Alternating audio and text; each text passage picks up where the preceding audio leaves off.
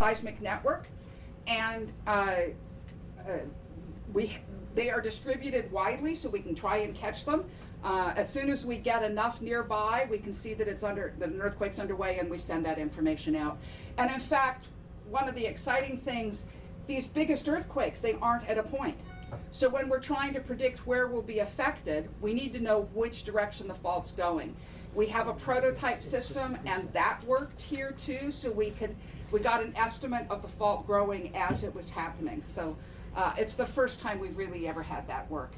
Can we talk a little bit about the motion? Like, to me, it sort of felt like I was on a boat, and I felt a little nauseous. I've heard other people say the same. Okay, so an earthquake produces energy at many different wavelengths. There's high frequency energy that jerks you around, and there's low frequency energy that rolls. The high frequency energy dies off with distance more quickly than the low frequency energy. Think about a boombox. You hear the car going down the street. When it's a long ways away, all you hear is the drum beat. That's the low frequency energy getting farther than the high frequency energy. So if you feel it as a rolling motion, you know it's pretty far away. So when I felt the motion, it felt pretty rolling motion, and it lasted for 10 seconds. I could estimate that it had to be at least a magnitude 6, and it had to be pretty far away. For those who may be just joining us, I know a lot of stations are taking this live. Can you back up to the beginning? Are we having any reports of damage? Or where was the earthquake centered exactly, the basics? Okay, so the basics of the earthquake is near China Lake and Ridgecrest. So the area to the east of the southernmost part of the San Andreas Fault. The nearest fault is the Little Lake Fault, and that it might be associated with it, but we don't know. We have to have a field geologist to tell us. It is a relatively uninhabited, it's a sparsely inhabited area, so the number of people who would have received damage is much lower. I think we need to check what's happening in Ridgecrest and China Lake. Damage reports do not come here. We are seismologists measuring the movement of the ground. Damage reports go to the Governor's Office of Emergency Services. Rob, can I ask you to come join us? Sure. So Rob Graves is a seismologist with the U.S. Geological Survey and the regional coordinator for Southern California. So, and let me just, so obviously we're here because we had an earthquake to celebrate 4th of July. We're going to have people out, our geologists are heading out into the field right now to see if they can document any fault displacement. Obviously, if any damage reports will come in. This earthquake was large enough where the shaking could have caused damage. One thing I would like to note is that here in the LA Basin area, because as Lucy was explaining, the waves, the low frequency waves tend to travel further than the high frequency, many people out in the LA Basin would have felt that rolling shaking, whereas up here in the mountains, people didn't feel it as strongly. So we're going to have, even in the LA area, we'll have disparity in terms of the reports of the shaking. I know it's still early, but any takeaways from this quake? Wrap it up for us now. I'll let Lucy do it. all right, there is a definition of the change in the news cycle. Usually at this point, you're still asking us what was the magnitude.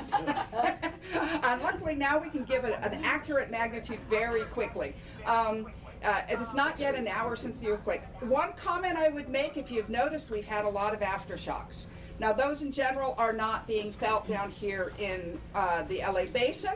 Up in the Owens Valley area, I am sure they are feeling lots of these aftershocks. I haven't had a chance to keep track, but we've had dozens, I think about Yes. 3 at this point. We will continue to be having a lot of aftershocks. This area is also characteristically tends to have very robust sequences. The magnitude 5.1 happened very near this in 1982, and there were 6 or 8 magnitude 4s associated with that event, as well as dozens of magnitude 3s, and it went on for 6 months. So we should be expecting lots of aftershocks, and some of them will be bigger than the 3s that we've been having so far. I think the chance of having a magnitude 5, this is an off the top, not calculated thing, is probably greater than 50-50. Sometime this afternoon, we're going to be having a larger aftershock within this sequence. Question for you, if considering its location to the San Andreas Fault, is there any threat to the San Andreas because of this? No, no increase in risk. Well, maybe slightly. But we have never seen a foreshock more than 10 kilometers, 6 miles away from its main shock.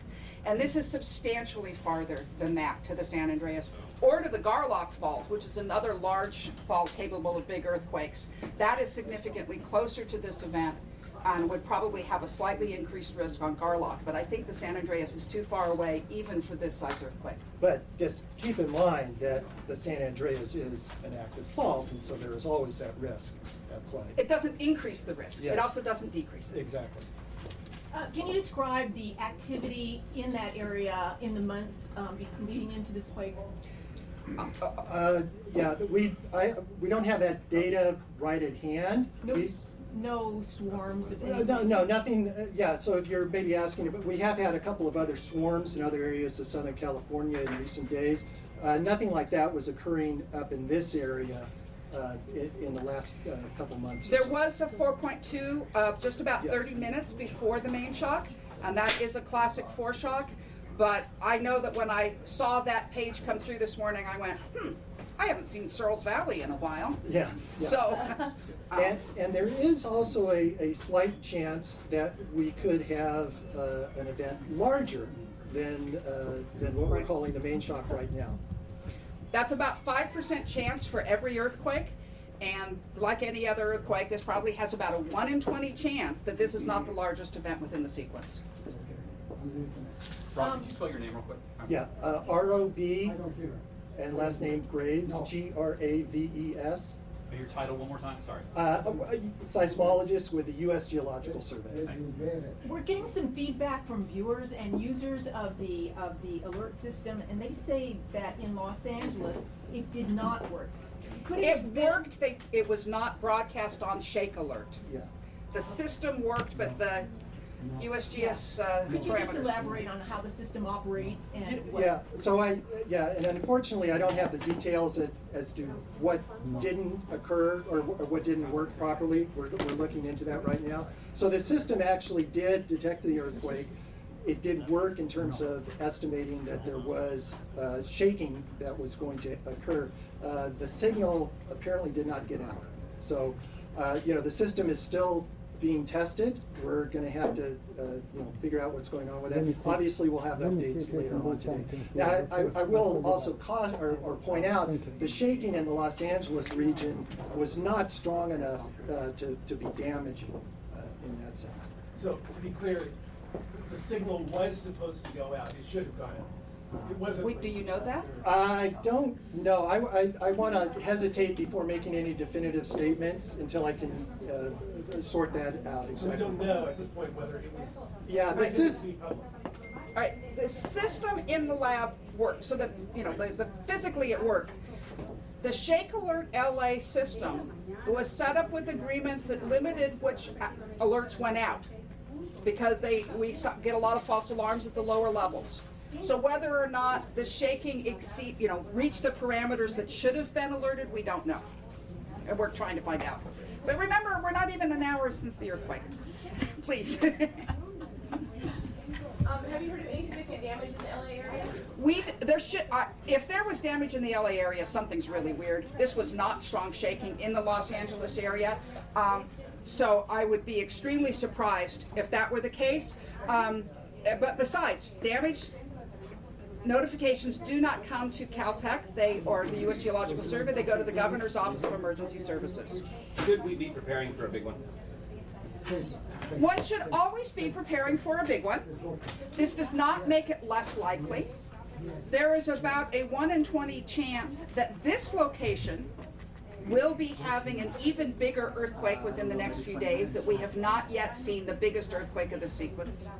It's certain that this area is going to be shaken a lot today, and some of those aftershocks will probably exceed magnitude 5, which means they will become damaging.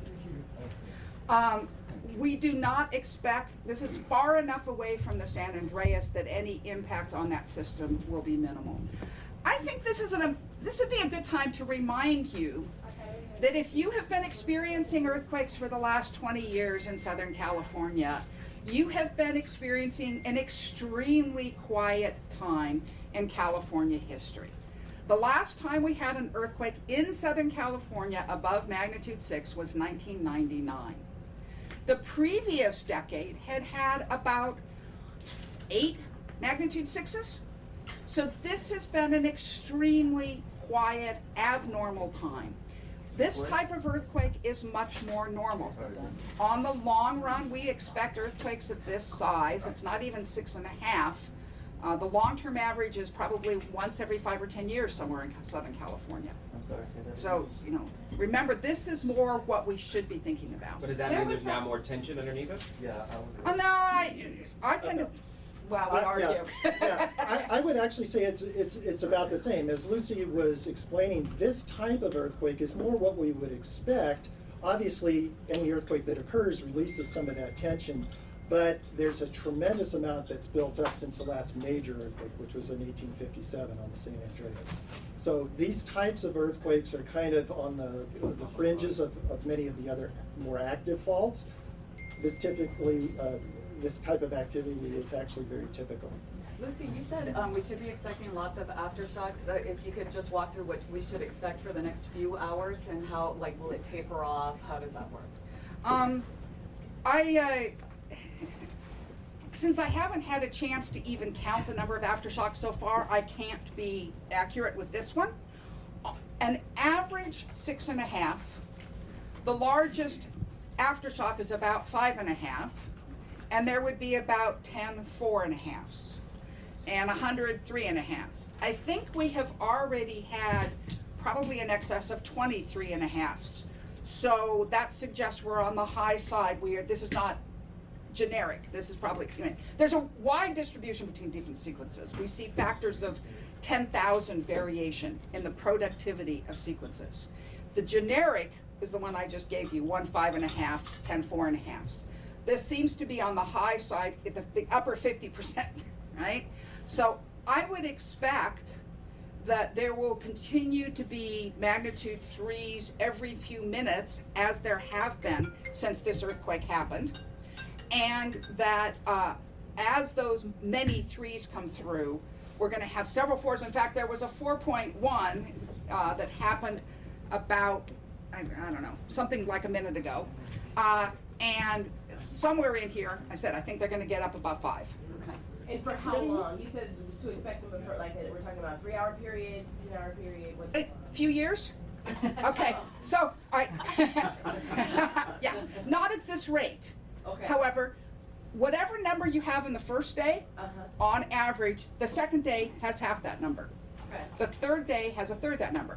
So the 100th day has 1% that number, Okay. which is not very many compared to today, Right. but is a lot more than your background rate.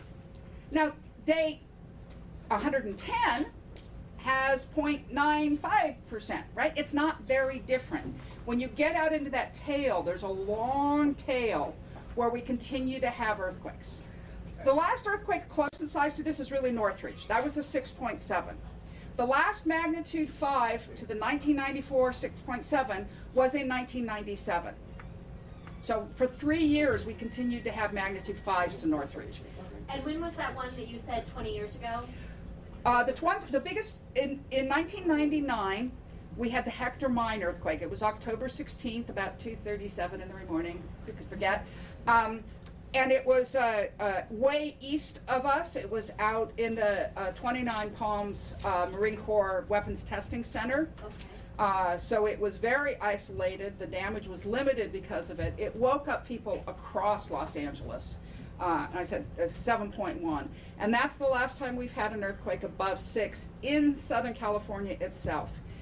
Easter Day 2010, there was a magnitude 7.2 in Baja California that was felt across much of the region, but it was actually located well south of the border. Can you explain? Can you just explain? I'm hearing from my friends in the Inland Empire, and they seem to have felt a lot more than we did here. Can you kind of compare how the shaking would have felt across our? I'm wondering if we can Do you have a find. shake map? Yeah, that's what I'm thinking. I can't even get this. Let's see. Okay, because if we could, here's a here's did you feel it right here. If we can, we don't seem to have our, Let me okay. I will, Well, while you resolve that technical issue, could you describe what the field teams do when they go to look for the okay, so surface activity? an earthquake actually is the movement of one side across the other. Now, like with Northridge, that movement happened in the earth and the fault stopped before it got to the surface. This size earthquake, we have mapped faults there. It's probably through to the surface. So what they are looking for is a place where one side's moved with respect to the other. So you need something crossing that fault. I mean, you can see the disruption off usually, but sometimes that disruption is just shaking induced. So to be sure that you're seeing fault offset, you need to be sure you see something that got moved. So the first thing they'll go look for are the roads. If there's a road crossing this fault, you'll come along and then there's the rest of the road. As a guess, at magnitude 6.4, the offset levels are probably 1 to 5 feet. Probably a few feet. So that means you come along the curb of a road, it then just moves over and there's the rest of it a few feet over. If we could ever get this in control, we can bring up some pictures of such things from previous earthquakes. And can you explain to me again what happened with the app? So the app didn't work? We don't know. Okay. Okay, we have just hit an hour after the earthquake. We know that the system worked, but the app has parameters that says don't give a message if it's below this level, and we don't know if this fitted or not because that wasn't decided here. What did you personally think when you started feeling the rolling? Oh damn, I'm gonna have to tell the family not to come over this afternoon. 4th of July canceled. I have a whole pile of food in that refrigerator. Press party. Were you worried at all, or did you know immediately because there was so much rolling that it wasn't that strong here in LA? Okay, because of what I felt, it wasn't strong in LA. I knew it had to be pretty far away. Of course, if it was down in the same distance down south, it might have been in San Diego. However, 30 minutes before it, I had gotten a message of the foreshock, the 4.2, up in this relatively isolated area. So the best guess is that it's at the same location. And that fit with what I was feeling and assumed that that's probably what it was. Can you describe or explain the characteristics of the shock waves and why something, say, in the West Valley could be felt very strongly, but then 5 miles away in Valley Village, nothing? All right. There's a lot of reasons people feel or don't feel what. Are we getting it? Yeah, I can't. Here. Technical. I can't see from here. Oh, okay. Yeah, it's really pain getting. All right. That's shake. Excuse me. All right. So there's a lot of reasons you feel what you feel. Here, you want me to? It's there we go. And that's going to be pagers. Seriously? Okay. Okay. The magnitude, the bigger the earthquake, the more energy is produced. Distance, not from the epicenter, but from the fault surface. In this case, there's a 4.2 going on. Yeah. The waves are going to be arriving here in 27 seconds. We probably won't feel We them. might feel it. No, expected intensity 1. Right. Right. See this? Expected intensity 1 means not felt.